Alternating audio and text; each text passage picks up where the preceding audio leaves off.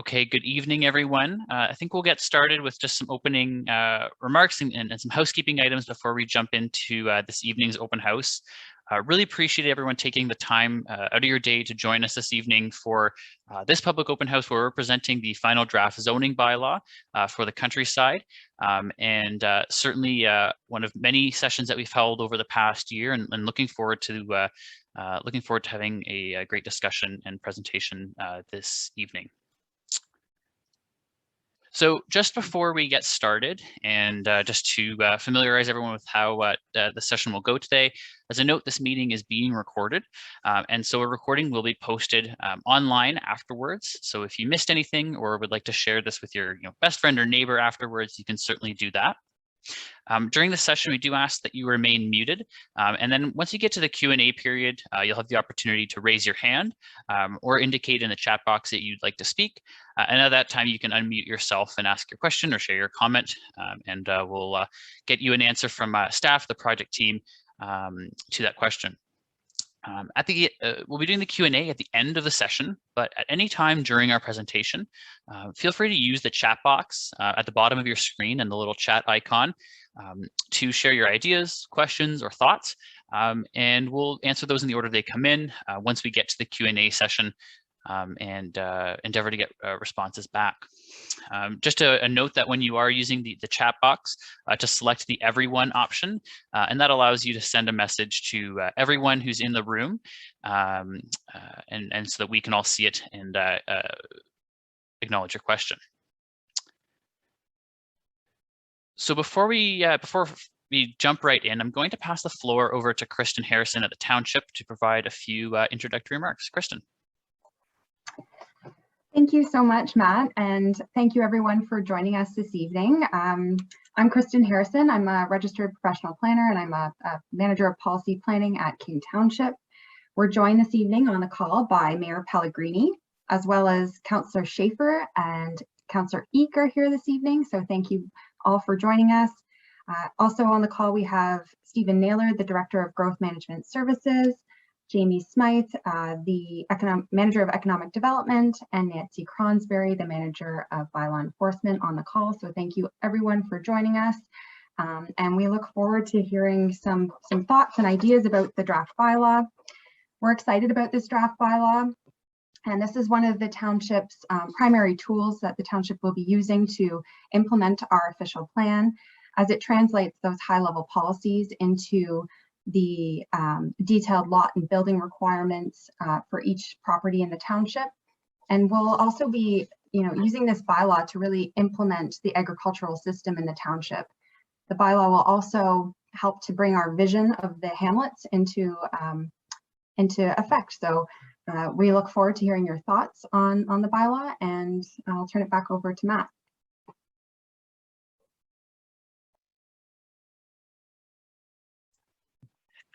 It wouldn't be a Zoom meeting without someone not unmuting themselves. Thanks so much, Kristen. I forgot that I forgot to introduce myself. My name is Matt Rodriguez. I'll be facilitating this evening's open house, and I'm here with my colleague Rob Rappolt, who's a senior planner and project manager on this project.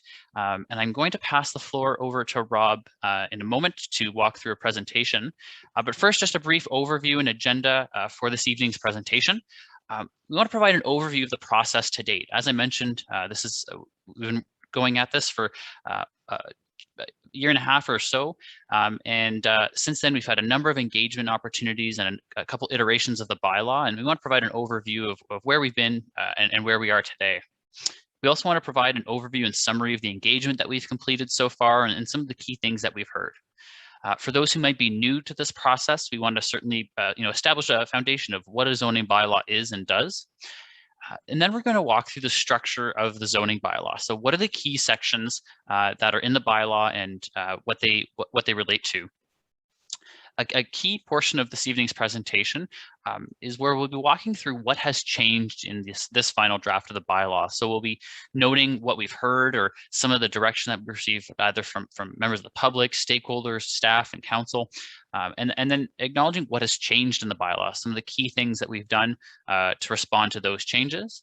And then, as I mentioned earlier, we'll wrap up with a question and answer period, and that'll certainly be the majority of the evening. And so we certainly want to leave a lot of time to have those discussions and get to your questions and comments. And then before we wrap up, we'll just go over some next steps in the process, some deadlines or commenting windows where we're looking to receive comments and input on this final draft of the bylaw, as well as upcoming opportunities to get involved and stay involved in the process. So with that overview, I'm going to pass it over to my colleague, Rob, to jump into our presentation. Thank you so much, Matt and Kristen, for the introductory remarks, and good evening, everyone. As Matt mentioned, my name is Rob Rappolt. I'm a senior planner with WSP, the township's consultant for this project, and a registered professional planner, and acting as the project manager for the zoning bylaw review. The purpose of this public open house this evening is to introduce the final draft zoning bylaw for the countryside for the Township of King. I will really use this public open house as an opportunity to outline the key changes that have been introduced in the final draft of the zoning bylaw, summarize how feedback and input has shaped revisions to this draft of the bylaw, and then outline how you can view updated zone mapping and also continue to provide comments, be involved, and provide feedback to the process.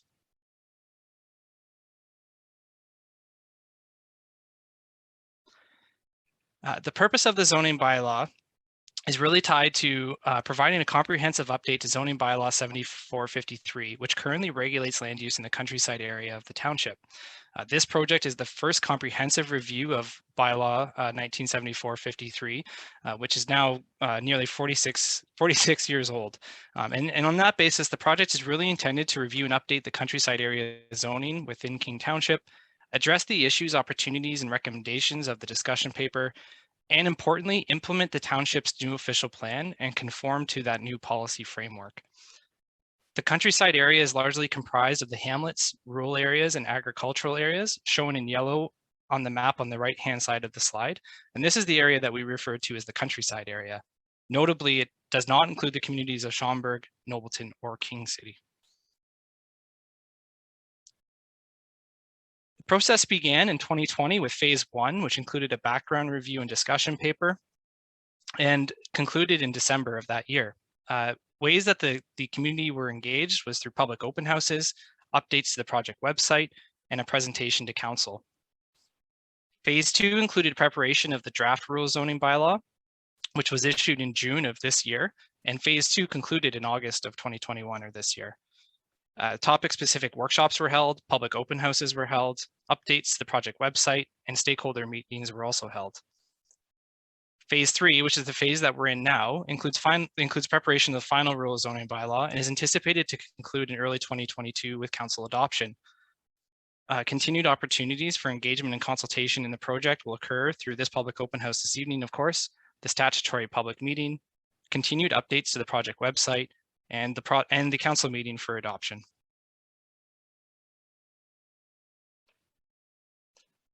The draft zoning bylaw for the countryside addressed many key issues and emerging trends and was informed by public and stakeholder input.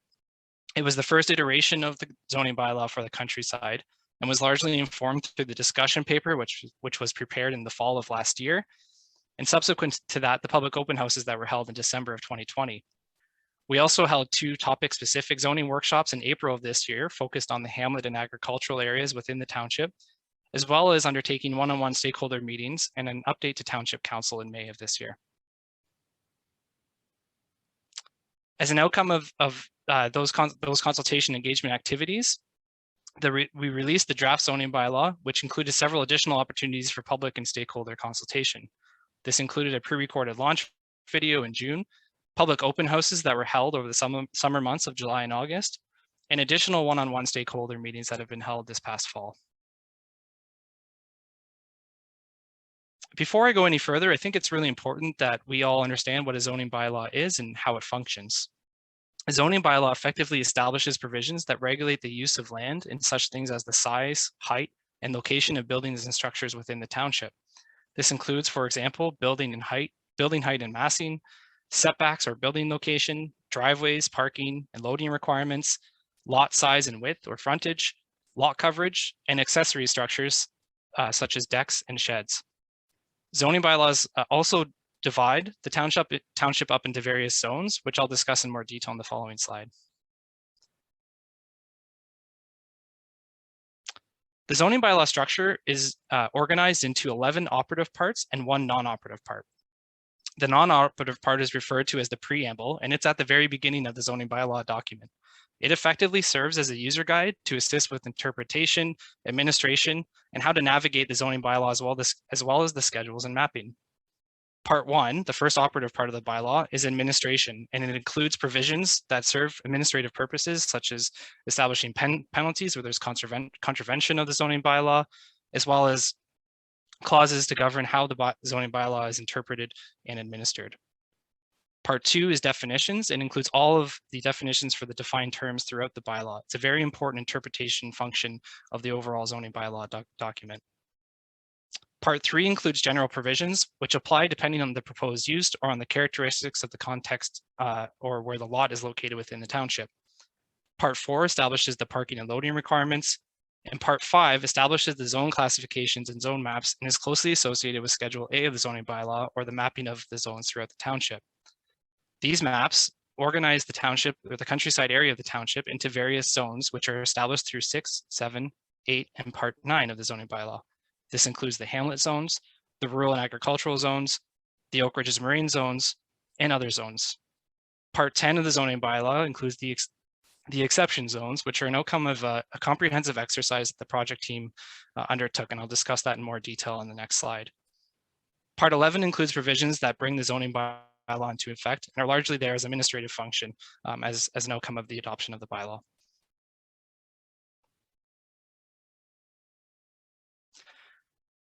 In terms of the zone mapping, a series of maps and schedules accompany the final draft zoning bylaw, showing which zoning regulations apply to specific property.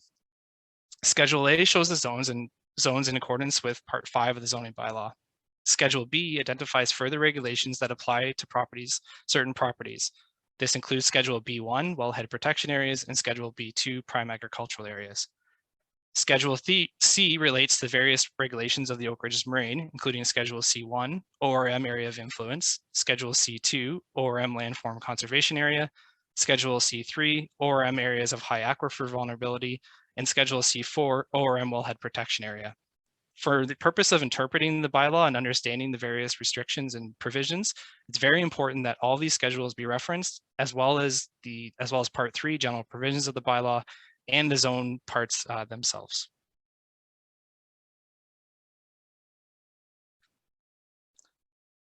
Next, we'll discuss how the final draft zoning bylaw has changed from the first draft and the importance of these changes. We heard that there's a need to consider the specific provisions for the Nobleton Village Reserve. In response, a new Nobleton Village Reserve zone has been proposed, which permits a range of agricultural uses outside of the natural heritage system.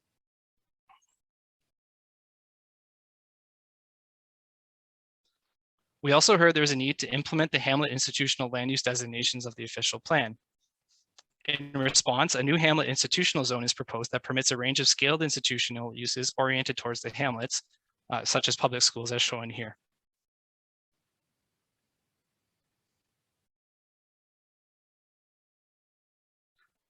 We also heard there's a need to recognize the important natural heritage function of the natural heritage system as contemplated by the province's Greenbelt Plan and both the region and township's official plans. In response, an agricultural Greenbelt zone was first introduced in the draft zoning bylaw and has since been renamed to the Greenbelt Natural Heritage Zone. It continues to permit an appropriate range of land uses as contemplated by the township's official plan, largely tied to low intensity uses associated with agriculture and agriculture related uses. We also heard that there's a need to provide clarity for rules for commercial patios within the countryside area of the township. In response, we've proposed to increase flexibility for seasonal commercial patios and have provided greater clarity around the use of parking spaces for these patios. Commercial patios are now also proposed to be permitted as accessory to an on-farm diversified use.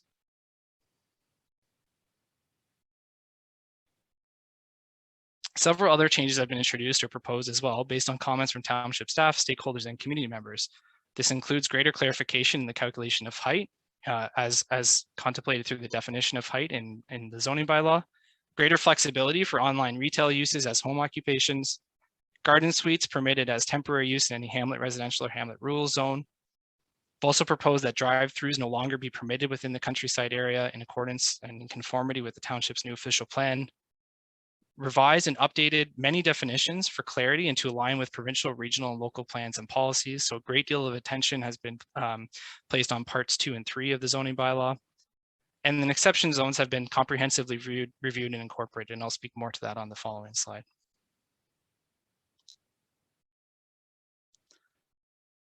Over 240 exception zones have been carried forward with an original number of nearly 450. So it was quite an effort by the project team to comprehensively review each exception zone and where appropriate, carry them forward. They've also been reformatted with a consistent template for greater clarity, and they're now shown on Schedule A of the final draft zoning bylaw. The numbers on the map, as you can see in the example on the right-hand side, have a specific number assigned to each one, which corresponds with an exception part or an exception that is located in Part 10 of the zoning bylaw.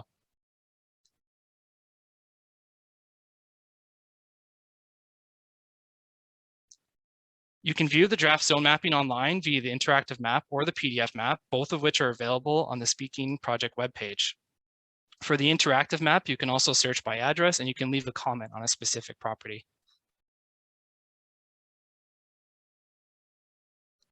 In terms of next steps and refinements, the final draft zoning bylaw, of course, has now been released, and we ask that comments be provided to the project team in the township by December 13th of this year. That is approximately 1 week following the statutory public meeting, which is scheduled for December 6th.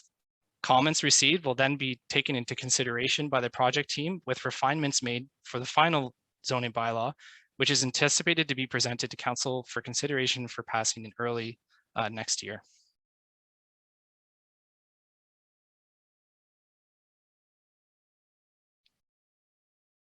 I'm going to hand it back to Matt now. Thanks so much, Rob.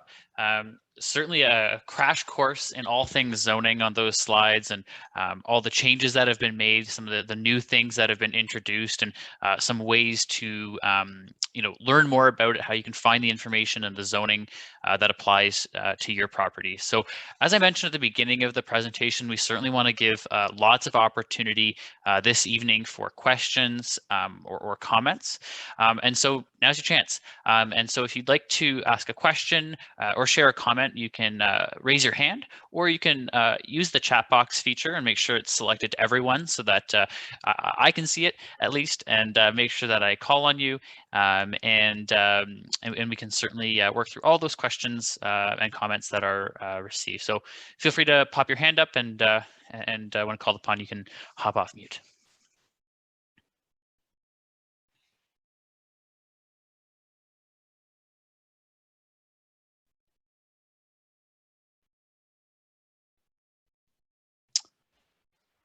All right, Emininder, why don't you kick us off this evening? Oh, hi, Rob, and hi, everyone. Thank you for taking my time to speak to me today, this evening. I'm referring to some of the new changes in the draft plan, and one that I want to talk about is the Green Belt Natural Heritage that is introduced. Now, I understand that Green Belt, in comparison to the Oak Ridge Moraine is kind of more restrictive. At some point when Oak Ridge Moraine was introduced, it was to make sure that whatever natural lands that need to be preserved were identified, and then Green Belt followed to have more extensive coverage of that. So in Oak Ridge Moraine, most of the properties are allowed to have a single detached dwelling. But for some reason, the Green Belt Natural Heritage, it is not, I don't know if this is an error or if this is intentional, or it does not give the option that single detached dwelling is allowed. So should I be expecting some response back on my question, or how would that work? Yeah, we can certainly have someone on the project team provide a response. I don't know if Rob or Kristen who wants to kick that off. Rob, maybe? Yeah, sure. Thanks, Matt, and thank you, Minder. That has been brought to our attention.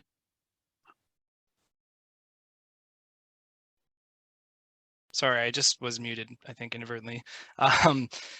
Anyway, I appreciate the question, and that is something that has been brought to our attention and that we're taking into consideration.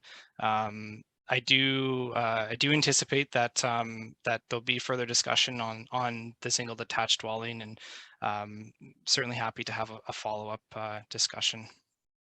Okay. Similarly, there are other uses that I can see, such as a club, community center, a place of worship, private school, public school, but there is no tick box that what kind of property would be allowed to use that. Sorry, bear with me. I'm just trying to. So this is page number 9 of 2. Okay, bear with me for a moment, please.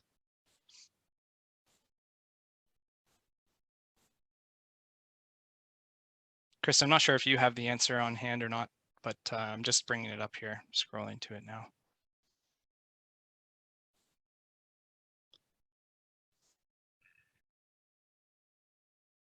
So there's certainly certain uses that are not permitted in the Greenbelt Natural Heritage System. And some of those other things like community center, you're noticing that there's no tick in any of the zones. Is that correct? Yes. Yeah, so those may be ones that we may identify as uses, but haven't been permitted in any of those zones. So without a zoning bylaw amendment, they would not be permitted as of right in that zone.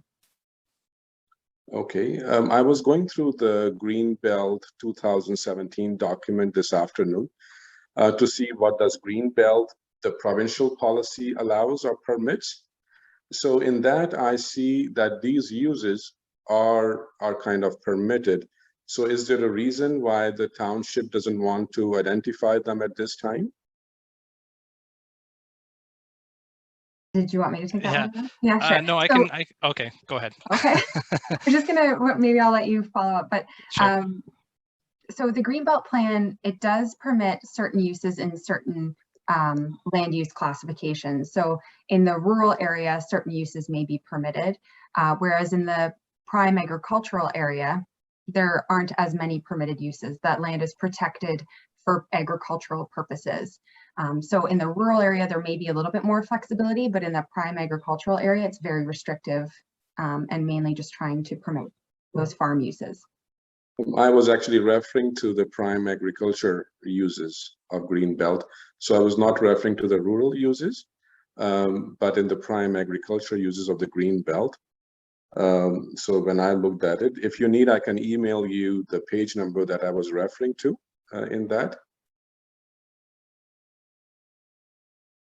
Sure, any information that you want to pass along would be appreciated. Okay, the other question I wanted to ask is that I'm specifically talking about our property now, which is 13517 11th Concession Road. It is presently zoned as rural RU1, but under the new draft proposal, it is showing up as Green Belt Natural Heritage. So I wanted to know what are the parameters used to decide which property is to be designated as Green Belt Natural Heritage, and was there any study done? If there is any report that this was based on, if that report could be shared with us, and if there is any, environmental impacts. It does make a lot of difference when a full 100 acres is labeled as natural heritage property, because I own the property. I have walked over the property, north, east, west, south. There are some areas that have some sort of natural features, but I see those kind of natural features everywhere. Every agriculture property has those. Some even have a pond, but they are not in natural heritage zoning under the new proposed bylaw, whereas our property has no pond. We have no pond. The only natural features that we have is one stream of water and some, bush area or the tree area, which I'm happy to, label as a natural heritage. But all the other open space should be as prime agriculture or should be as rural that it was zoned before, because this does, affect a lot to the property itself. What the property was worth before as RU1 and under the new proposed bylaw is going to change a lot for our property. So it does make a lot of difference to us. Yeah, Kristen, I can sort of provide an initial response if you'd like, and then pass it to you. So I think those are good points, and happy to, again, if you'd like to have a follow-up discussion, certainly take that away and have that opportunity. I will say, I think that the RU1 zone, which is currently in effect through 7453, is very closely aligned with the new agricultural zone and the Greenbelt Natural Heritage Zone in terms of the range of permitted uses. So although there has been perhaps a change in the zone name, the range of permitted uses that are currently permitted as of right to that property are largely acknowledged through the final draft zoning bylaw as well. And in terms of the I guess the mapping or the delineation of the Greenbelt Natural Heritage System, it is closely aligned with the township's new official plan natural heritage system, which is based again on the region's natural heritage system as well as the province's Greenbelt plan. So I hope that brings a little bit of clarity about maybe where and the basis for the Greenbelt Natural Heritage Zone and the mapping for it, as well as sort of some context on the range of permitted uses, but happy to have follow-up questions. So in terms of the uses that were in RU1 and the permitted uses in the proposed natural heritage, there is a gap. They are not close to what it was before. So with all this amendments and the new bylaw coming up, it should only be helping the residents, right? It shouldn't be taking away some rights or some provisions that were previously allowed on the property. So that, that is obviously a concern. So if you like to compare line by line for RU1 and the proposed bylaw in the Greenbelt Natural Heritage, they are not same. There's a lot of difference. So so that is something. I appreciate you saying that they are quite close. If that is true, I'm happy, but it doesn't look like on the present document. Secondly, I understand that the alignment of the township is more with the regional and the provincial green belt.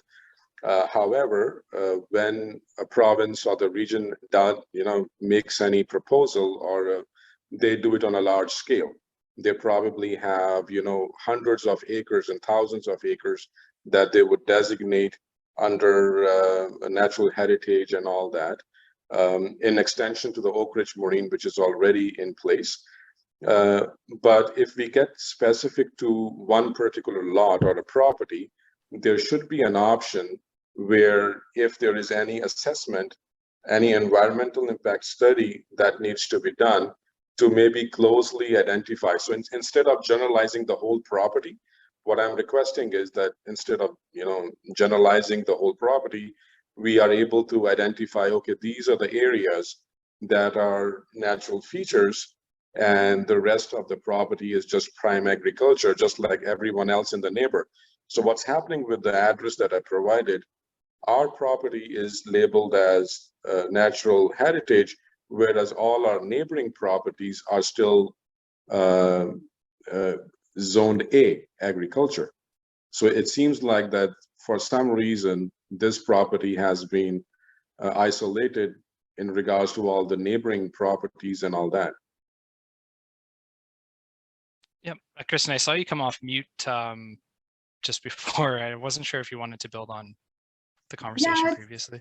Just Can you hear me? back. I just wanted to make the point that the Greenbelt Natural Heritage System is not the same as the environmental protection zone. So this zoning bylaw also contains an open space zone and an environmental protection zone, which really limits the permitted uses in those zones. The Greenbelt Natural Heritage System is in recognition of the larger system that is in the Greenbelt, and it recognizes that there are uses that are still permitted there. There may be environmental features that are very important and provide connectivity across the agricultural system, but it doesn't stop you from having certain permitted uses that would have been permitted there previously. So it still permits agriculture, still permits your, as long as the zoning bylaw permitted a house on the property prior to the Greenbelt plan coming into effect, then it would continue to permit that dwelling. So I would say that the Greenbelt Natural Heritage System and the EP zone are very different. And it seems as though there might be a bit of confusion with how closely they might be linked. So I think we can follow up again offline about that. Okay. Thanks so much, Amaninder and Rob and Kristen. Was there anything else before we move on? No, so I'll follow up with Kristen separately of this meeting. I'll let others ask their questions, and then we'll go from there. Awesome, appreciate it. Thank you so much. Thank you. Thank you. Thank you. Brian, why don't you go ahead with your question or comment?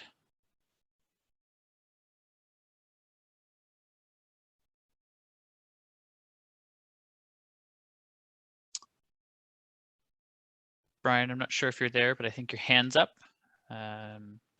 Maybe on mute. That might start. There we go. Okay.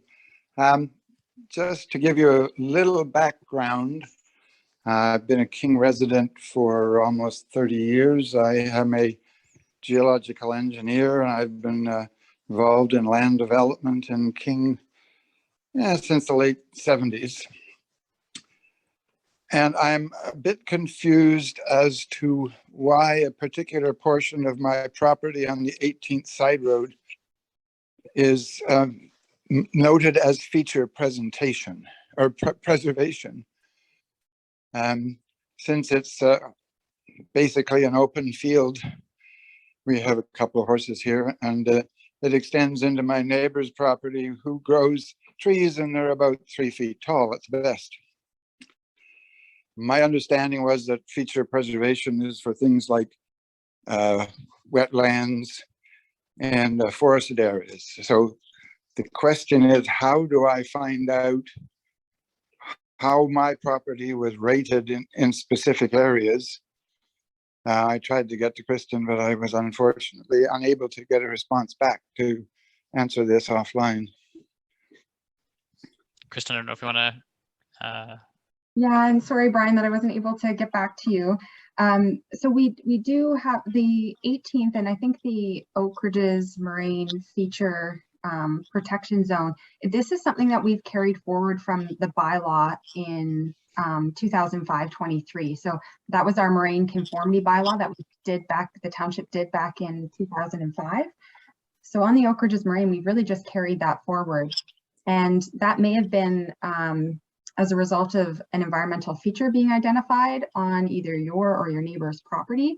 And typically what's done, the township through our processes. So if you came in and wanted to build something on your lot, say you wanted to, build a new accessory building, we would take a look at your property and say, oh, there's a feature protection zone that applies here. So you have to go through a process, and it's called site plan development approval. And oh yeah, I've done lots of those. You've done lots of those, yes, of course, with your experience. So yeah, so we take a look and we say, is this an environmental feature? Is it not? And in some instances, things were picked up at that provincial level, like an environmental feature, or your neighbor's tree farm or whatever it happens to be, maybe picked up as an environmental feature. So we through that site-specific process, take a look at what, if any, that feature actually is. Okay, no, I understand the process. As I say, I've done a lot of these. I'm in the middle of one on the 16th right now. But I would sort of like to get some idea what my feature is, in that I've been involved in the moraine long before the ORMCP. And I can't figure out what's sensitive about the grass on a flat surface. So how do I get some kind of an indication as to what was the feature that was to be preserved, so that we can address that? Yeah, and Brian, I can follow up with you directly, so tomorrow, and then we can look at the mapping together and see what features were identified, because the township has that mapping to say, is it a woodland, is it a wetland, is it what type of feature would be there? Yeah, well, that's why I'm confused, because as I say, I've been involved in these things for a very long time, and it's none of those. And 3-foot high tree farm doesn't qualify as a feature for preservation. But okay, let's get together and discuss that offline, and let the other people carry on. Thanks so much, Brian. Okay, thank you. Appreciate it, Brian. Any other comments or questions? Oh, Harry, why don't you go ahead with your comment or question? Yes, thank you, Matt. Thank you very much, everyone, for giving me the opportunity to speak this evening. As you may be aware, we had submitted some comments on behalf of the landowners at 4250 King Road, and we're just continuing to monitor the process. Now, just a couple of, upon my review of the bylaw, the new draft bylaw, there were still some outstanding concerns that we had asked to be considered, and two of them that I want to touch upon tonight, just to get your thoughts, because I think they're very important considerations in terms of maintaining the agricultural integrity of the area. And one of those is the on-farm diversified uses and how they're treated in the agricultural and the Oak Ridge moraine zones. In the general provisions, you speak to the fact that up to 10,000 square meters or 2% of the lot area can be used for these types of uses. But within on-farm diversified uses, you have a number of different types of uses, like studios, cafes, bed and breakfast, to that extent. And I guess my question is there an intent to have limits on the size of some of these uses? Because technically, you could have a 10,000 square meter studio, or a 10,000 square meter bed and breakfast, the way the bylaw is written right now. And I don't know if that was really the intent of these types of uses in the agricultural area. So I'm just wondering, and similar with the agritourism uses, was there any intent to limit the size of some of those uses to be more in keeping with what the intended scale is for these types of uses in the agricultural area? That was sort of my first point, and then I'm just waiting to hear some response, and I have another comment as well. Sure, and I'm happy to offer an initial response. So I do appreciate you taking time to go through the zoning bylaw and offer those comments. I can confirm that we're in receipt of them.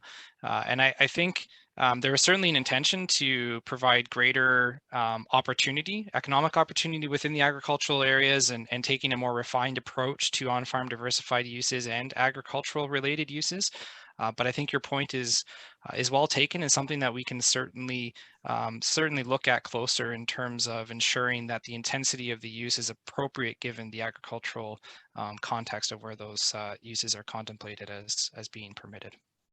Rob, if I may actually also add to that, and further to a great comment on that, I think one other thing to think about as well when thinking about the size of the on-farm diversified use is that it also includes things like parking areas, outdoor storage, and other things that are part of that. So it's not just of the building, it's all elements of that lot that are used for the on-farm diversified use. And so just in terms of limiting the size, that's another thing to think about in terms of the scale of those uses. And thank you. I just think, and now that we're introducing commercial patios as well, it just sort of lends itself to say, well, somebody potentially could put a cafe that's 100,000 square feet, considering everything else that's allowed. And is that really what the intended purpose of that permission was allow those types of uses at that type of scale? So I think it just needs some consideration as to, some uses may definitely be that large, but certain ones, I think there needs to be consideration for the scale.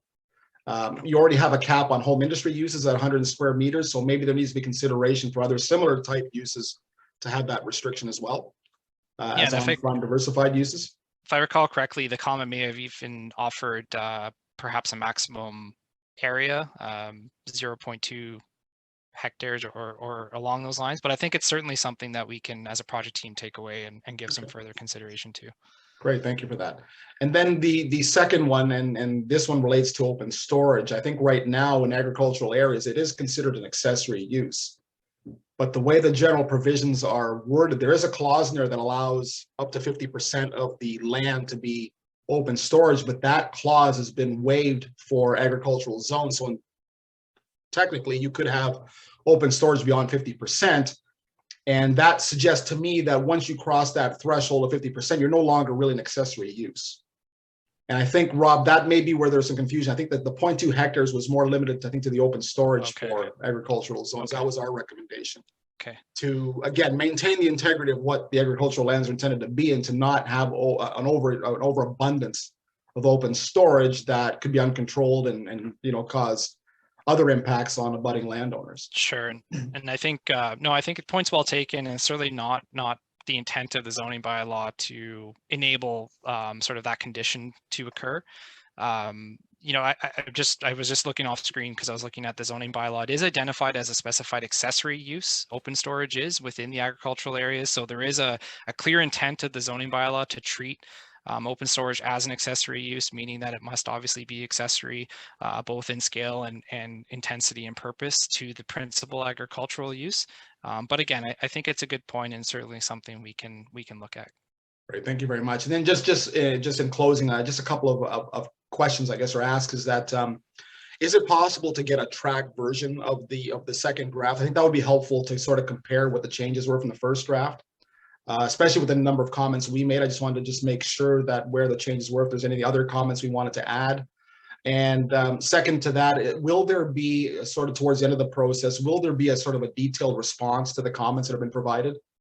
Just so we know if certain comments weren't addressed, what the rationale was for not entertaining those comments. I think that might be helpful for us as well moving forward. Yeah, I'm certainly happy to answer the first question. Then maybe between Chris and I, we can answer the second one. But yeah, I think our project team has been looking into providing a track changes version. It does get a little bit challenging with the way Word functions in terms of tables and that kind of thing. But we'll do our best to provide something that is meaningful in terms of documenting the changes between the first draft and the final draft. And then I think, Kristen, if I can, in response to the second question here, I think there will be an effort made to produce sort of a comment response matrix to demonstrate that we are not only in receipt of comments received, but also how they've been taken into consideration for the version that's presented to council. Yes, that's correct. Great, no, great. Thank you very much for that. And that's for now. Those will be my comments. I mean, I suspect we'll make another future submission, but that sort of helps me moving forward with this process. Thank you. No, we really appreciate you taking the time to be here tonight and offer those comments. Thanks, Harry. And thank you for your efforts. Thank you. Thanks, Harry. Actually, next in queue, we have someone in the chat box just who was unable to find the raised hand. So Dan, why don't you go ahead? There was two of you in the chat box, so I couldn't respond to your message. But if you are there, Dan, you can hop off mute and share your question or comment. Okay, good evening. Thank you, Rob, and thank you, Rob, Matt, and Kristen for the presentation. Dan Stone from Thurstone Consulting. I am a registered professional planner. I do represent a number of different property owners throughout the municipality. I did make just earlier this evening, Kristen, I think we sent in some comments, and I don't necessarily want to spend the time during this forum to go through them in detail, but I'll maybe just ask a few questions about some of them. I do note that the draft bylaw, when it was issued on Monday with all of the special exceptions, those were just published, I guess, on Monday. A lot of the carrying forward of those site-specific approvals over the years will have some impacts on some of my clients' properties, and I will be spending more time reviewing those special exceptions and providing comments, likely through the statutory process of the council meeting in December. But for tonight, I did submit some general comments as it relates to some of the definitions, some of the general provisions, and I would just table those, but I would maybe ask a few questions about some of them. And I guess I'll start with the on-farm diversified use, simply because the previous speaker did address them. And again, these comments do not necessarily represent anything that I'm particularly working on right now. It's just general comments as it relates to the zoning bylaw. But in terms of the maximum floor area, I did also note that the bylaw provisions under 329 for the on-farm diversified use seems to be more restrictive than the provincial guidelines. And one of the comments that and suggestions I might make is that the floor area maximum be removed from your zoning, and basically if you would defer to perhaps the percentages in the provincial guidelines, I think that might be a more appropriate approach, and you could deal with your issues of scale and size through the necessary site plan process. So that was just one comment. The other one, and Rob or Kristen, I'm in your hands as to whether or not I just cherry pick a couple of other comments and let you perhaps respond to them, or again, we could just table the submissions that I made today and hear back from you in the due course of this process. So again, sure. No, sorry, Dan. I thought you were going to ask a couple more questions, but I think to your first point, certainly, I think the project team may need an opportunity to review that submission and think about them a little bit more and offer a thoughtful response or a thoughtful approach in terms of any revision that's made to the zoning bylaw. But I'm certainly open to hearing your additional thoughts this evening. Okay, well, I'll just give you two more. The first one, and thanks for that, Rob. The first one is the garden suites. I note that the garden suites are permitted, but only within the hamlet zones. And I'm curious as to why garden suites and permissions for the temporary use of garden suites is not extended across both the agricultural and rural zones as well, and why the limitation only to the hamlet residential. Yep, go ahead, Dan. Sorry. And sorry, do you want to respond to that? No, go ahead. It's okay. Okay. And the other comment I had was with respect to the definition for agricultural use. I note that in the official plan, the definition for agricultural use includes farm help dwelling units as part of that definition. So my suggestion might be that you take a look at possibly moving your definition in your zoning bylaw to be consistent with the OP. And then as it relates to the farm help dwelling unit, knowing King Township as I do, and particularly within the areas on the Oak Ridges Moraine, the definition for farm help and its relationship to more traditional agriculture is perhaps something that I might think is perhaps too limiting for King Township. And I would suggest you take a look, if you can, at broadening the definition for farm help to specifically include other opportunities where, or situations where farm help additional accessory dwelling units are required for people employed on the property, but not necessarily in the traditional pursuit of agriculture. But I'm talking more about caretakers, property managers, and people looking after land stewardship in general, specifically throughout the rural area of the municipality. The other thought that I was have tabled through my submissions is the idea that the farm help dwelling unit be permitted as of right, subject to certain criteria. And I know that you've got specifics in terms of minimum parcel size, and you've got specific zoning provisions that require that the farm help dwelling units share the same driveway. All of that makes perfect sense. But I do note that a farm help dwelling unit is not permitted as of right in any of your zones, which means that you're setting things up such that each individual application has to go through a process, which is quite cumbersome. So I would propose that you give some consideration to permitting it, the farm help dwelling units as of right, subject to certain criteria. So there's more comments that I've tabled today in my submissions to Kristen that I'm sure she will share with the project team, but I'll leave it at that. And if there's any comments, I'd be happy to listen to them. Thank Sure. you. Sure. Thank you, Dan. Thanks for taking the time to join tonight again, go through the document so thoroughly and offer those comments.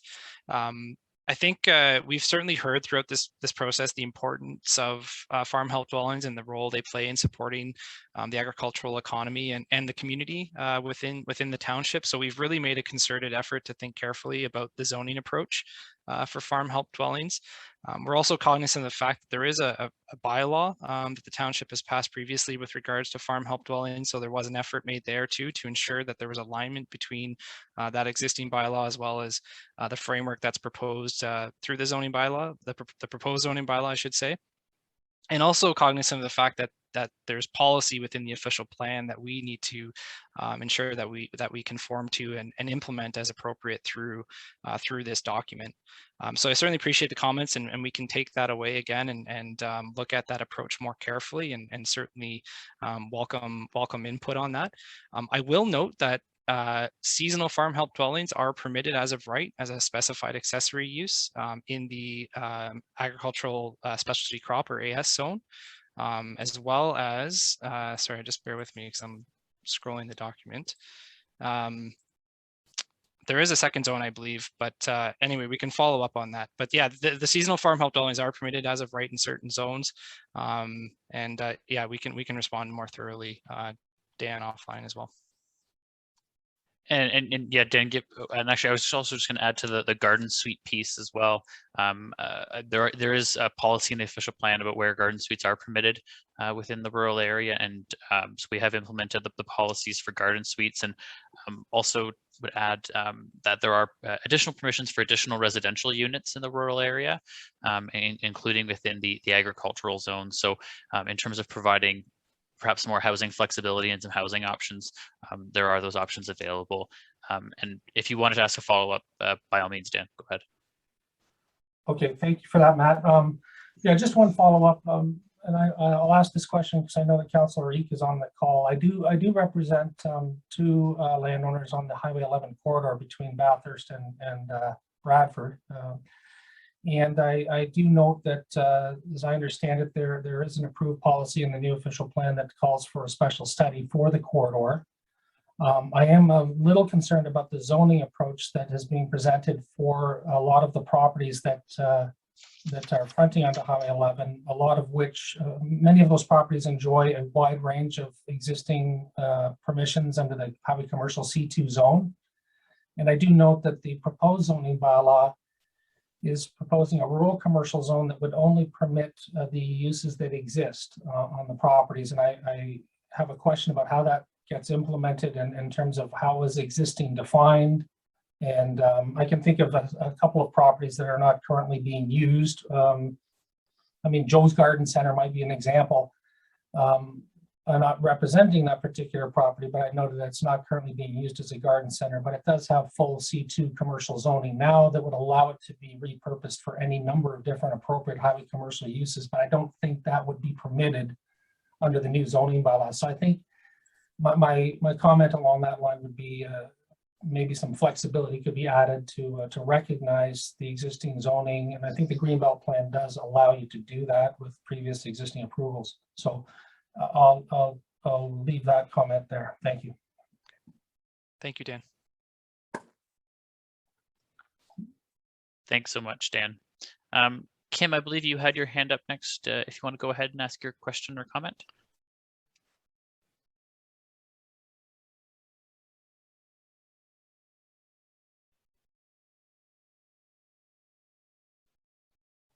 Looks like you've hopped off mute, but we can't hear you if you're speaking.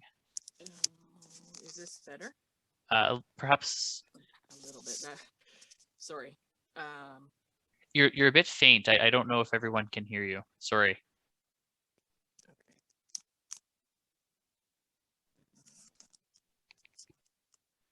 Okay. Is this any better? Yes, there we go. Perfect. Okay. Using a tablet that doesn't like to cooperate. All good.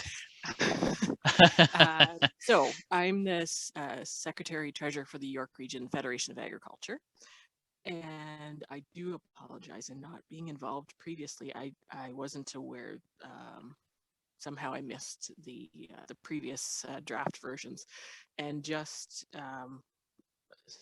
started looking through this today. So I had a couple of questions that coincidentally are fairly close to some of the other questions that have been asked. And so looking on page 7-7, under the specified accessory uses, the seasonal farm help dwelling, wondering why it would not be permitted in the agricultural zone and only in the specialty crop.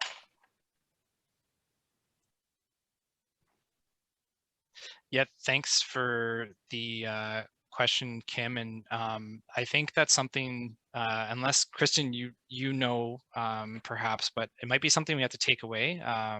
I just honestly can't recall if there's an official plan policy consideration there.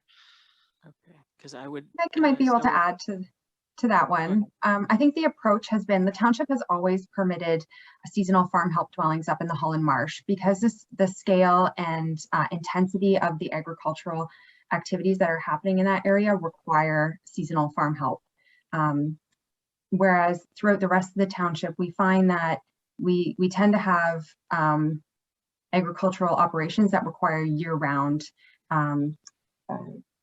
assistance, like for horse farms and things like that. So there's a need for greater residential use that would happen not just seasonally, but across the full year.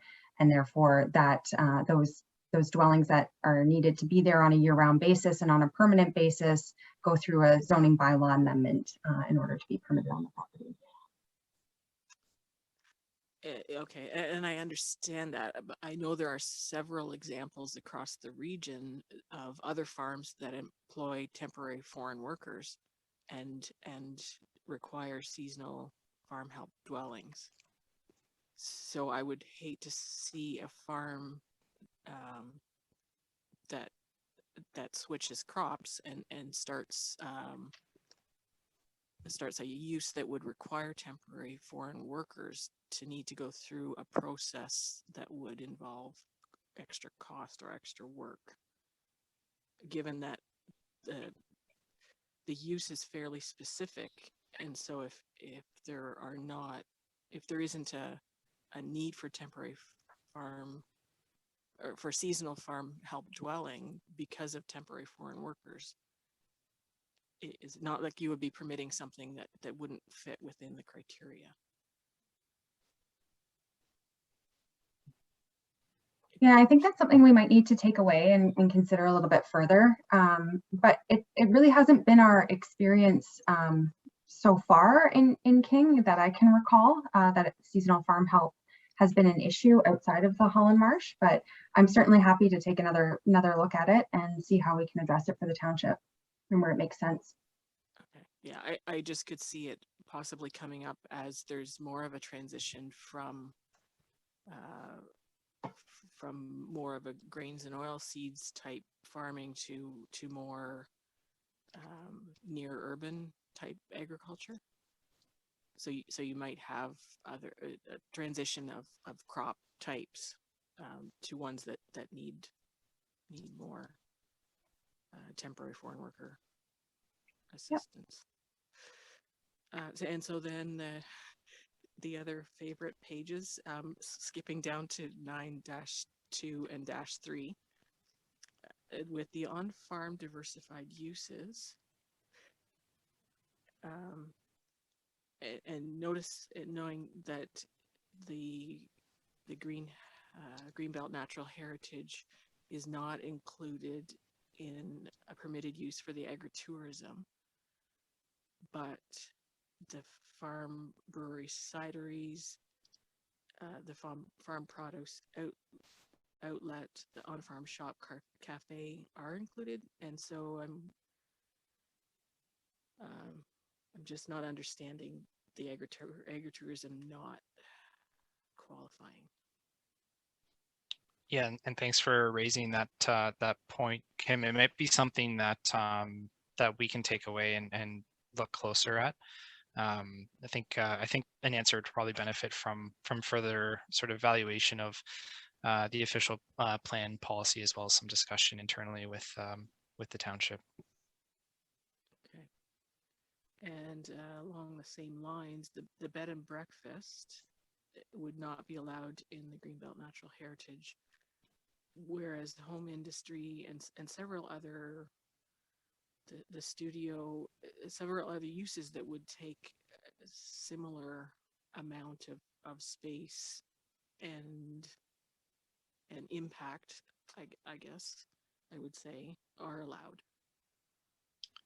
Yeah, and again, I think that's a good observation and something that as a project team we can take a closer look at. Sometimes the farms need all the help they can get with on-farm diversified uses to help pay some bills. Certainly. Okay. And that's all I have for now. I'll go through this in more detail and comparing it to the official plan and submit any other questions I have. Okay. No, we certainly appreciate you joining us tonight and then taking the time to do that. Thank you, Kim. Thanks so much, Kim, and everyone so far for their really great questions. Everyone did their homework apparently this evening, which is really great. Any other comments or questions that anyone has for the project team? Feel free to pop them in the chat or raise your hand. And yeah, Jay, by all means, you're certainly welcome to ask your question. Hi, good evening, everybody. Hi, Jay. I'm representing my family, my uncle Bobby Bula, who was unable to attend the meeting today, filled myself and my cousins on what's going on. Up until today, we really didn't know what was going on. My big concern is we've held our property specific for a number of years, and we've always wanted to develop it. And when I've got the information just a couple of days ago, and I've looked at it, and our property has been downgraded in the zoning from an RU1. And, you know, I believe my neighbor had spoken earlier. We're a bit concerned. Like, you know, this is supposed to help property owners. I didn't understand. We had actually put in, made an application to develop this before the land went into the green belt. So I'm not really the one that speaks about this or understands it all that well, but I'd just like to get an understanding what actually occurs when you downgrade somebody's property. Yeah, thanks for the question, Jay. If I don't mean to answer a question with a question, but I was wondering if you could just elaborate a little bit on what you mean by downgrade. Well, the zoning, from what I'm looking at from an RU1, and then I'm still trying to get everything because it's very sort of new and it was dropped on me last minute between my everyday job and trying to understand what's going on. Maybe you can explain. Again, I don't know if it's the right forum to ask specific questions about specific land pieces or just general. And if I'm not asking the right question at this point in time, maybe you can direct me if it's specific properties, who we should be talking to. Yeah, sure, Sergey. Yeah, and thanks for taking the time to obviously to join us tonight and to get a better understanding. So, if I'm understanding correctly, your property is currently zoned RU1, and perhaps the draft zoning is zoning it as Greenbelt Natural Heritage, or is there another zone that your property would be proposed to? I actually don't understand, and I'm trying to get an understanding of it. I didn't actually have enough time to read it. Okay. But it's labeled 173. Okay. So in that case, there would be a zone, sort of what we would call a base zone. So whether that's RU1 or perhaps agriculture now, which RU1 is proposed to be called in the new zoning bylaw. The 173 number that you see subject to your property is actually a exception zone, and it's located in Part 10 of the zoning bylaw.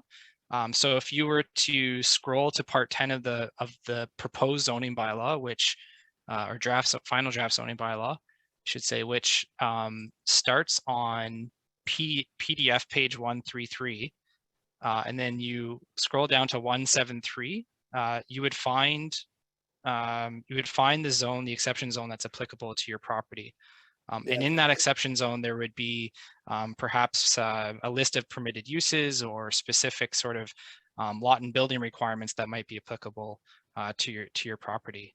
If I read it correctly, it's going to be zoned as green belt natural heritage, all of it. Okay, so I think it's something certainly that we could, discuss further. Is it related all to the first individual who joined us this evening, who had mentioned that perhaps single detached dwellings weren't permitted or shown as permitted in the Greenbelt Natural Heritage Zone? Yes, I believe Arminder, we're neighbors, we're back-to-back neighbors. He's on 11th concession, we're on 10th concession. Okay. So I can confirm that we've been having some internal discussion about the single detached dwelling land use permission within the Greenbelt Natural Heritage Zone, and there's an opportunity, I think, for the project team to take that away and think about it a little bit more carefully. Of course, within the context of the provincial Greenbelt plan, which both this zoning bylaw and the township's official plan and the regional official plan is required to sort of implement and be consistent with, or what we would call seek conformity with. So there are some restrictions associated with single detached dwellings in the township's natural heritage system, which is consistent with the Greenbelt Natural Heritage, proposed Greenbelt Natural Heritage Zone. But it certainly doesn't mean there's not an opportunity that we can't take that away and think about it a little bit more carefully. Okay, I would just like to, see if we can hold off on going too fast on this, because, like I said, we just sort of got brought up to speed, and my uncle's been in touch with Sean Fraser,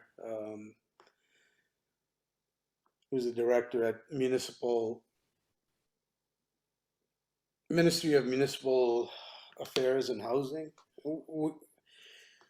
I guess the question we have is, prior to this, our land going into the green belt, we had made an application, and the bureaucracy between the governments somehow were delayed, and they say they never received our application, and we were told just to hold tight, in about 5 years things would change. So, it's been 15, 16 years now, and we got a wake-up call. So we would like to make sure we have enough time to deal with this thing correctly before it goes into warp speed. Yeah, I can certainly appreciate that, and I think this is maybe a discussion that would benefit from a follow-up, perhaps with the township and the project team. Okay. Thank you. That's kind of the way I wanted to know in which direction. I believe my uncle's already sent some correspondence we had back in 2004, 2005, and now we're just starting to follow up. Okay. Yeah, and I think, Jay, and again, we appreciate you bringing it up, and we probably an opportunity to have that follow-up discussion. I just wanted to know too that Matt has provided Kristen's email address in the chat sort of function there. So if you'd like to send the project team an email directly, you can do so. Okay. Will do. Thank you. Thanks, Jay. Really appreciate Thanks, it. There's a question here in the chat box, and then Councillor Leek will certainly get to you. Speaking similarly along the same line of the Greenbelt Natural Heritage Zone, and perhaps some properties that have changed from previously an industrial zone to G&H. I don't know, Darren, if you wanted to elaborate on that at all, or perhaps if you just wanted the project team to share some thoughts on that. I'll just pause and provide Darren an opportunity if he wanted to. I'm sure you know I'm talking about the Lloydtown property, the old Pottageville Airport, which been moving forward with trying to put a building up there on the M2 zone property. And I see that you're removing that M2 zoning. Kristen, you may have a little more context than I do on that. I was wondering if you wanted to provide a response. Well, I think the reason why we're looking at changing the zoning in certain instances where there wasn't a site-specific bylaw that applied, it was just bylaw 7453 that applied on certain properties. And we have a new policy framework in the township with our new official plan. And that policy framework really tries to, or it implements the Greenbelt plan and the Oak Ridges Marine Plan, as well as the Lake Simcoe Protection Plan. And so we really have to take a look at that policy framework in the implementation that is this new bylaw, and saying, you know, are there uses that existed that no longer fit within this policy framework? And if there are existing uses, some of those existing uses may become legal non-conforming uses if they were legally established under the old 7453 bylaw. And so they will have certain recognition that they are legal non-conforming uses. And so, but there is this new policy framework that we're trying to implement at the township. So there may be instances where zones change. And so there's just that recognition that so something that may have been permitted in the past that made sense in 1974 doesn't make sense any longer because of a new policy framework that's been brought forward. And if I can just build on that just a little bit, the township is required under the Planning Act to ensure that the zoning bylaw conforms to the new official plan, and the township's provided an opportunity to be more restrictive than the official plan, but not more permissive in accordance with the Planning Act. And so where the official plan provides clear policy direction regarding land use designations, which correspond to the range of zones that are proposed, as well as permitted uses, there's really no ability to be more permissive in terms of the range of those permitted uses and any specific conditions or requirements that might be associated with them. So I just wanted to provide that little bit of context as well, because I think it does help inform the discussion. I understand that. I also understand that it's been about 2 years of dealing with the township to move forward on this property, and to have it yanked from under my feet after 2 years and thousands of dollars, obviously, of doing such is a big issue.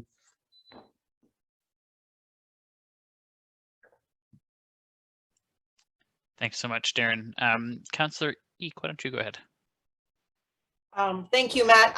Kristen and Rob completely stole my thunder, because as I'm sitting here listening to the comments, and there's some really great comments, I mean, lots of food for thought, but I just wanted to clarify the reason that we were moving forward with this exercise, because I've always understood it is to bring our very, very outdated land use policies into conformity with all of the provincial land use planning policies. I mean, we are creatures of the province. We have to do what they say, and York Region and so on. So I just wanted clarification that, you know, we do have to follow these other land use policies that the province has put in place over the last decade or so, or a couple of decades, and we're just playing catch up. And where the opportunity presents itself, where it makes sense, maybe change zoning on existing properties where it makes sense and where there's no further restrictions. So I think that's how I'm understanding it. And based on what Kristen and Rob said, I know that is the way I am to understand it. Right? Thank you, Councillor Eek. Yeah, I think that's a fair assessment of this exercise. It's certainly an exercise of conformity and implementation of the township's new official plan. And under the Planning Act, zoning bylaws are probably the most effective and the most important implementation tool of an official plan with respect to permitted uses and recognizing the different forms and functions of lands throughout the township, whether that be within the hamlets or with regards to the natural heritage system. Thanks so much. So I don't see any hands up, and just looking at the time, we're certainly not wrapping up, but perhaps we can just go over some next steps in the process, just to paint a picture of where we're going in the coming weeks and months, and then we can certainly continue with any questions that folks might have. So, I already beat myself to that slide. And so we spoke about a few of these pieces a little bit earlier, but again, just to sort of reiterate and sort of summarize everything, we do ask, and you're certainly invited to ask questions and provide feedback on this final draft of the zoning bylaw for the countryside. There's an opportunity to do that on the speaking webpage or by contacting Township staff directly. As Rob mentioned earlier, we are asking for comments and any submissions to be submitted by December 13th, 2021. And that's about a week after the upcoming statutory public meeting on December 6th. And so, sorry, my presentation has been automatically advancing slides today. And so, there we go. And so comments and input are certainly welcome and encouraged at the statutory public meeting, which, as I mentioned, is being held on December 6th, 2021. And the speaking page will be updated with the latest information on that. And all of the comments that we received both from today's session, following today's session, at the statutory public meeting, and following that will be considered as part of the final zoning bylaw for the countryside. And so the link to the speaking page is on your screen, and in a moment I'll pop that in the chat box as well if anyone needed that. And Kristen's contact information is on the screen as well in case anyone needed to jot that down. And so those are sort of the key next steps as we look forward in the process. And again, we really appreciate all of the sort of really thoughtful and comments today. It helps us refine and get us to that final bylaw. And so again, I'll open up the floor if there are any final questions or comments, either on process or general comments or questions regarding the final draft zoning bylaw for the countryside.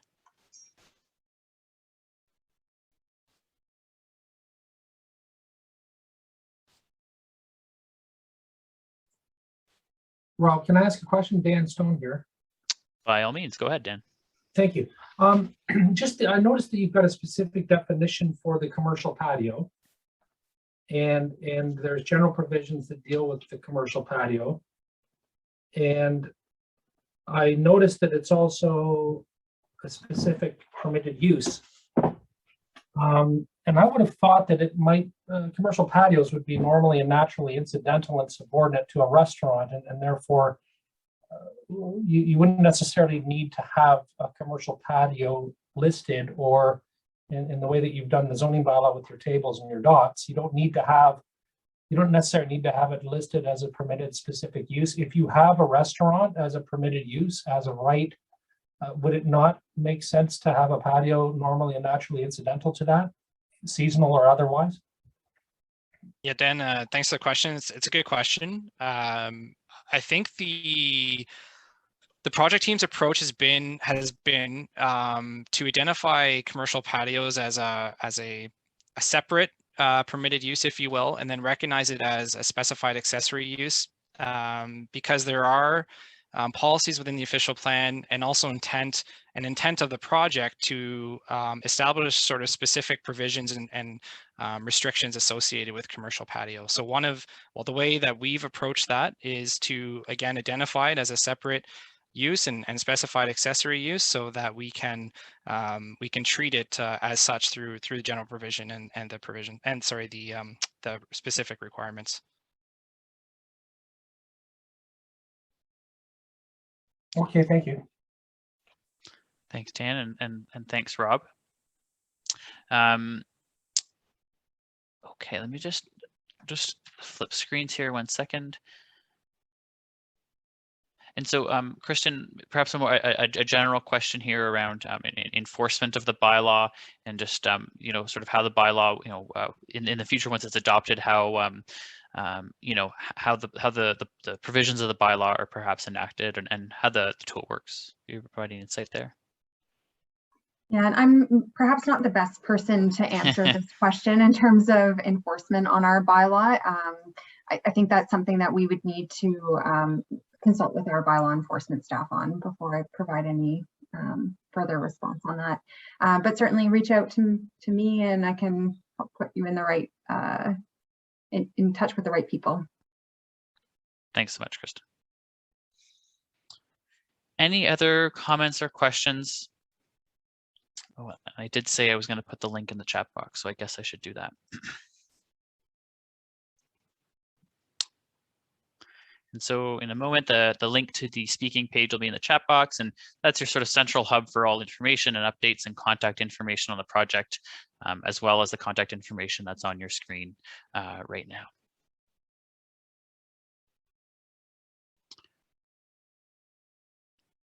Any other thoughts, last thoughts or questions before we wrap up this evening? That the project team will certainly stick around a little bit after in case anyone would like to follow up, but without seeing any other hands or comments come into the chat box, perhaps we can wrap up. And again, thank you everyone so much for taking the time out of your evening and you know, again, coming prepared and reviewing these documents ahead of the meeting.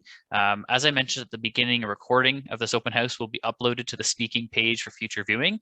So give us a couple days to get that video processed and uploaded, and certainly it'll be there to be shared or rewatched as needed.